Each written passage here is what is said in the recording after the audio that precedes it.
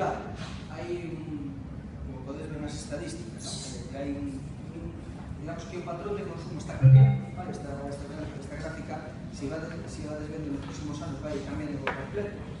E é moi curioso polo seguinte, se saliéramos aí fora e preguntamos a persoas que conocedes se o tabaco é unha escala de 0 a 10 inocuo ou peligroso, onde se situaría?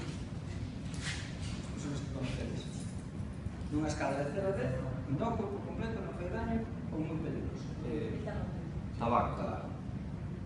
Peligroso. Un 10. Curiosamente, pero esto no siempre así. Cuando yo era joven, cuando la gente fumaba, yo pensaba que todo el mundo creía que veía una publicidad por todos lados, en las marquesinas de los autobuses, chicos guapas y chicas guapas, con dientes extremadamente blancos, extremadamente felices. Llegabas a los institutos y a los fumadores y cuando te preguntabas, pero no es que la peligrosidad de el tabaco, ¿dónde crees que está? La gente te respondía como vos. ¿Qué coño?